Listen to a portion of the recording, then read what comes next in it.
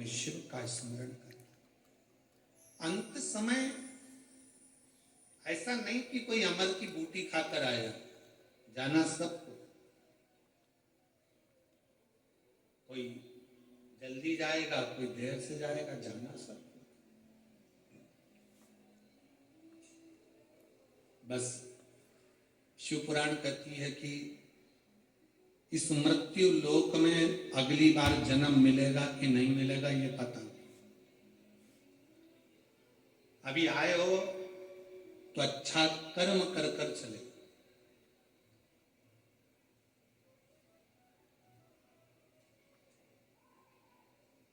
कुछ अच्छा करने का प्रयास करो। शरीर अच्छा दिया ना उसने, अरे बोलो तो जम के, अच्छा दिया ना। दोनों नेत्र दिए हैं दर्शन करने के लिए, श्रवण शक्ति दी है कथा सुनने के लिए, मुख दिया भजन करने के लिए, हाथ दिए दान पुण्य और सेवा करने के लिए, पांव दिए तीर्थ करने के लिए, कथा में जाने के लिए, अच्छी बुद्धि दी है। हाँ, कभी कभी बुद्धि भी थोड़ी गड़बड़ हो जाती है, ऐसा नहीं कि नहीं होती है। उसको हमारी भाषा में हम कह देते हैं कई बार कि ऐसा ना सोचा जाए कि बुद्धि गड़बड़ नहीं होती। कई बार बड़े बड़े संत साधु महात्मा की भी बुद्धि गड़बड़ हो जाती है, तो इंसान की तो जाने। लंकाधिपति रावण जैसा विद्वान, इतनी विद्वत्ता उसके अंतर्गत, तो उसकी बुद्धि गड़बड़ हो गई। कंस जो विद्वत्ता में भी प्रबल था, उसकी बुद्धि गड़बड़ हो गई। हो जाता है कभी कभी। जैसे एक महिला, एक स्त्री, एक नारी रजस्वला होती है, महीने में एक बार नारी रजोधर्म धारण करती है, रजस्वला होती है। और रजस्वला होने पर वो नारी जैसे घर में काम नहीं करती है, पूजन नहीं करती, पाठ नहीं करती, उसी तरह जैसे स्त्री रजस्वला होती है और वो अच्छा कार्य नहीं करती है, उसी तरह मनुष्य की बुद्धि भी महीने 2 महीने में रजस्वला हो जाती है। वो बुद्धि भी काम करना बंद कर देती है। कभी कभी बुद्धि भी काम करना बंद कर देती है, बुद्धि भी रजस्वला हो जाती है।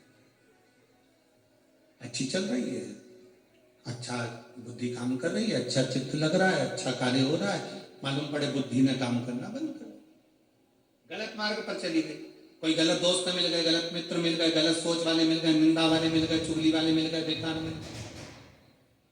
तो निवेदन में जैसे स्त्री रजस्वला होती है, काम करना जब बंद कर देती है तो एकांत में अपना आसन लगाकर बैठ जाती है, एकांत में विश्राम कर लेती है, एकांत में रहती है। उसी तरह शिव महापुराण की कथा कहती है, भगवान शंकर का चरित्र कहता है, जब तुम्हारी बुद्धि काम करना बंद कर दे, तुम्हें लगे कि ये गलत जगह जा रही है, कहीं मदिरा पान में, कहीं वेश्यावृत्ति में, कहीं जुए में, कहीं मांसाहार में गलत जगह अगर जा रही है, और बुद्धि जब निंदा में, चुगली में ज्यादा जाने लगे, तो फिर एक काम करना, जैसे रजस्वला स्त्री एकांत में रहती है, उसी तरह जब बुद्धि सही जगह ना चले तो थोड़ा 1-2 दिन भगवान शंकर के मंदिर में रोज अपना समय लगाकर एकांत में बैठकर शिव का नाम का जाप करो। धीरे धीरे बुद्धि काम करना प्रारंभ कर, बुद्धि काम करे।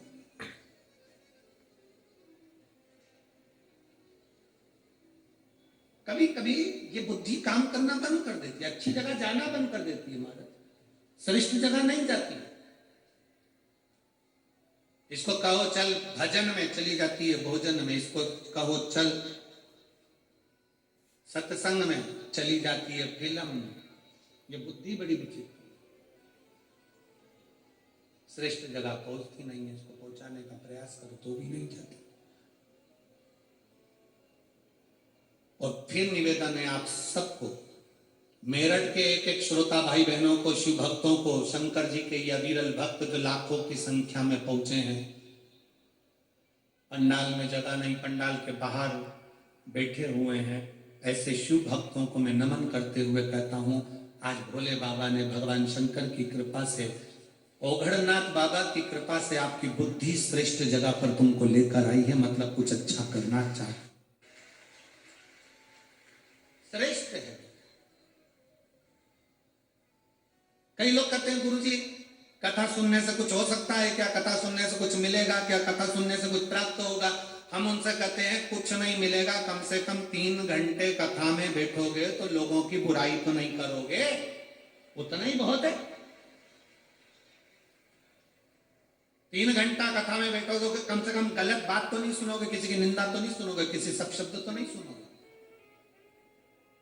3 घंटा कथा में बैठोगे तो आड़े टेढ़े काम तो नहीं करोगे।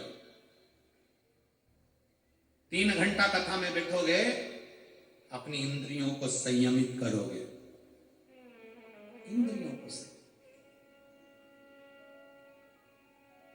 कितना संयम है।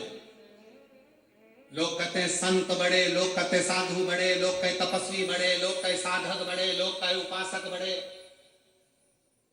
और कुंभज बाबा अगस्त ऋषि भगवान शंकर के सामने कहते हैं कि सबसे बड़ा होता है कथा को सुनने वाला श्रोता, सबसे बड़ा होता है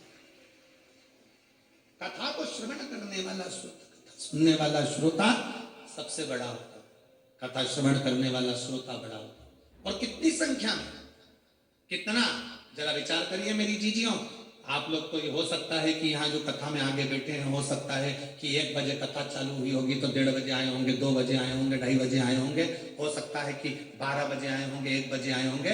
पर ये पंडाल में बैठी हुई मेरी जीजियां, मेरे जीजा, मेरी माताएं, मेरी बेटियां, बेटा सवेरे 7 बजे से एक जैसा नहा धो के थोड़ा सा नाश्ता पानी कर कर अपना आसन लगा कर बैठते हैं, शाम के 5 बजे तक इंतजार करते रहते हैं, अपनी इंद्रियों को संयमित रखते हैं, ना वॉशरूम जाना, न पानी भी उतना पिएंगे जितना लगे, शरीर को ज्यादा पी लेंगे तो वॉशरूम जाना पड़ेगा, कहीं बाहर ना जाना पड़ जाए, इंद्रियों को संयमित करा, साधा है।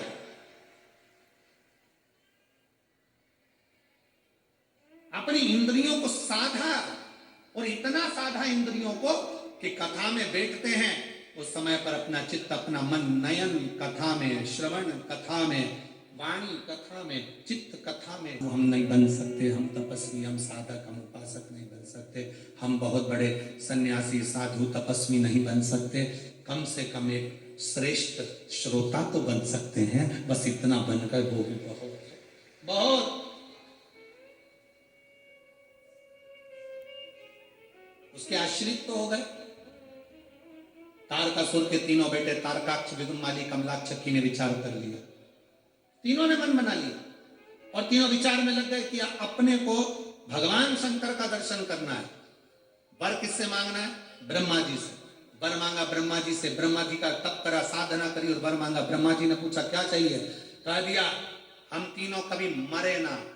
भगवान ने कह दिया ब्रह्मा जी ने, ये तो हो नहीं सकता कि तुम मरोगे नहीं, मरना तो पड़ेगा और मृत्यु निश्चित है, आएगी जरूर, एक ना एक दिन तुम्हारे प्राण जाएंगे जरूर। कोई तुमसे कह देना कि मेरे पास आकर बैठ जाओ, मैं तुम्हारे को दुख नहीं आने दूंगा, समझ लेना पक्का बेवकूफ बना दिया है, पक्का बेवकूफ बना। ऐसा हो ही नहीं सकता। संसार में जन्म लिया है तो दुख तो साथ में लिखा कर लाए।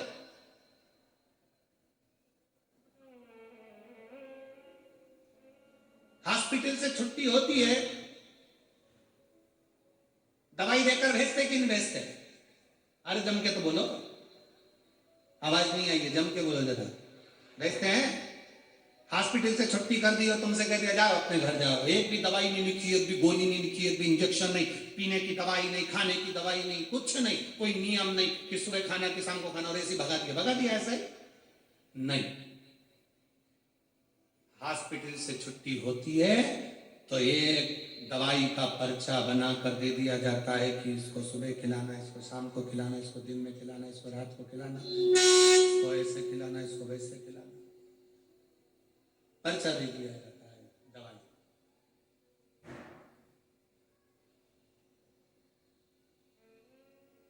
हॉस्पिटल से छुट्टी हुई और तुम्हारे हाथ में एक पर्चा थमा कर भेज दिया।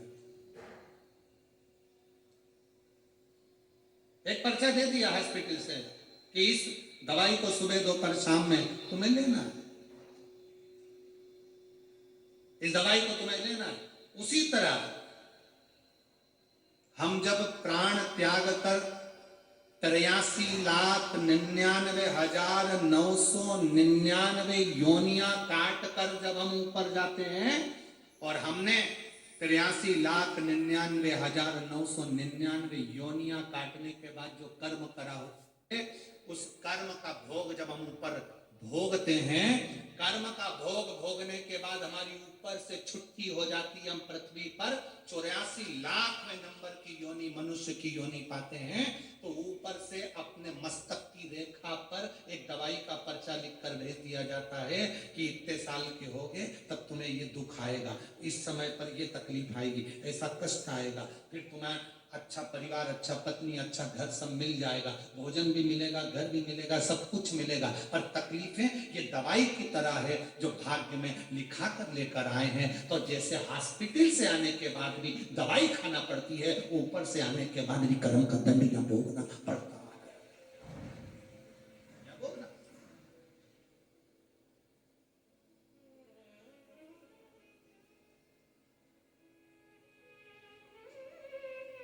कर्म का दंड यहां भोगना पड़ेगा। मनुष्य देह मिली है, मानव का शरीर मिला, इसको भोगना। अब कोई तुमसे कह रहे कि दुख हमारे पास में आओ, हम तुम्हारा दुख काट देंगे। भगवान राम जी के इतने बड़े बड़े गुरु जी थे, इतने बड़े बड़े गुरु थे, और राम जी को वन जाना था तो भी गुरुओं ने ये नहीं कहा कि हम तुम्हें वन जाने से रोक सकते।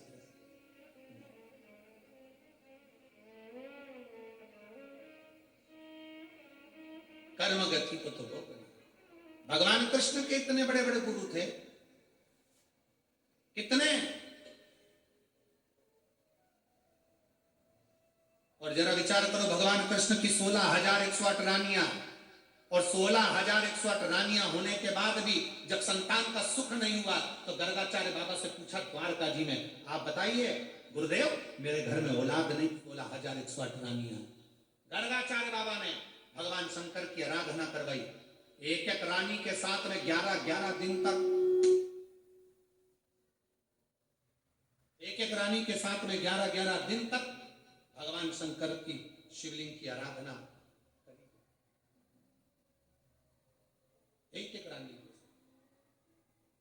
भगवान शंकर प्रसन्न हो गए, शिव जी प्रसन्न होकर वर दे दिए। भगवान शंकर ने कृपा कर, शिव जी बोले तुमने 16,108 रानियों के साथ, एक एक रानी के साथ 11-11 दिन तक बैठकर, भगवान शंकर कहते हैं तुमने मेरी आराधना करी है, इसलिए तुम्हारी एक रानी से 11-11 संतान होगी। 10 छोरा, एक छोरी, 1,77,186 तुम्हारे घर बच्चे होंगे। ये शिव की कृपा से, शंकर की उदारता से, शिव की करुणा से, उनकी उदारता से, उनकी दया से ये बच्चे।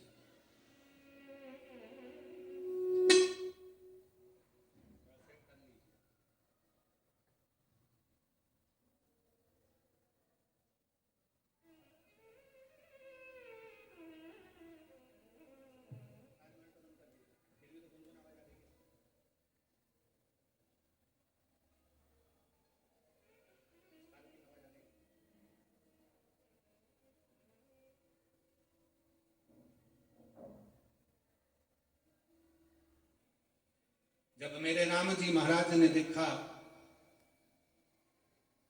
ये गुनगुन आवाज आ रही, इसको बंद करवा, स्वयं शंकर की आराधना में लगे। भगवान जब राम जी महाराज लंका पर चढ़ाई करने के लिए गए, लंका पर चढ़ाई करते समय उनके स्मरण में आया कि जिस रावण की लंका में मैं जा रहा हूं,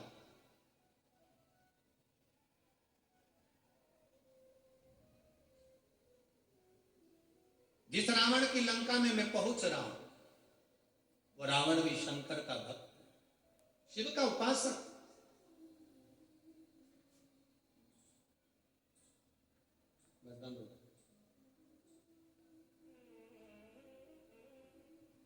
वो रावण भी भगवान शंकर का उपासक। क्यों ना शिव की आज्ञा ली जाए, शंकर जी की आज्ञा लेकर, शिव जी की आज्ञा लेकर फिर लंका पर चढ़ाई करी जाए। फिर लंका पर पहुंचा, और शिव जी की आज्ञा, भगवान राम बालू रेत का शिवलिंग बनाकर, भगवान राम बालू रेत का शिवलिंग का निर्माण कर कर शंकर जी की आज्ञा लेकर फिर लंका पर चढ़ाई करने जाते हैं। कितना सुंदर प्रसंग शिव महापुराण में वेद व्यास जी लिखते हैं।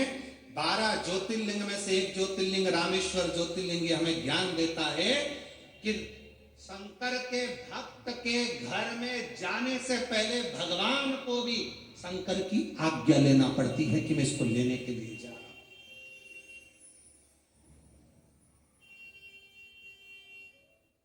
अकाल मृत्यु वो मरे, जो काम करे चंडाल का, काल उसका क्या बिगाड़े जो भक्त हो महान काल का। काल अधिपति जिसका रक्षक हो, भगवान शंकर की जो आराधना करने वाले हैं, शिव को एक लोटा जल चढ़ाने वाले हैं, शंकर के मंदिर में जाने वाले हैं, शिव की चौखट पर जाने वाले हैं, शंकर की कथा में जाने वाले हैं, शंकर की उपासना करने वाले हैं, श्री शिवाय नमस्तुभ्यम बोलने वाले हैं, पंचाक्षर मंत्र नमः शिवाय बोलने वाले हैं, षडाक्षर मंत्र ओम नमः शिवाय बोलने वाले हैं, त्र्यंबक बाबा का मंत्र का उच्चारण करने वाले हैं, भगवान शंकर की आराधना करने वाले, भगवान शिव की उपासना करने वाले के दरवाजे पर भी अगर काल आता है तो पहले उसके शंकर से आज्ञा लेना पड़ती है कि मैं इसके घर में प्रवेश कर जाऊं, हम इसके घर में चले जाऊं। इसलिए आप लोगों से कहा था कि अपने अपने दरवाजे पर एक एक स्टिकर लगा दो। क्या? जम के बोलो जरा, श्री शिवाय नमस्ते। एक एक स्टिकर लगा, गाड़ियों पे भी लिखवा दो श्री शिवाय नमस्ते। क्यों? क्या फायदा? दरवाजा बजाने वाला जब दरवाजा बजाएगा, कोई बुरी खबर भी देने के लिए आएगा, उस खबर को देने से पहले दरवाजे पर पड़ेगा श्री शिवाय नमस्तुभ्यम। शिव महापुराण की विद्धेश्वर संहिता कहती है कि श्री शिवाय नमस्तुभ्यम बोलने वाले का मात्र मुख का दर्शन कर लो तो नमस्तुभ्यम लिखेंगे, कोई आके दरवाजा बजाएगा, दरवाजा जब हम खोलेंगे उसके मुख का भी दर्शन करेंगे तो हमारे को कोई गलत सूचना नहीं मिलेगी, सूचना भी अच्छी ही प्राप्त होगी, गलत नहीं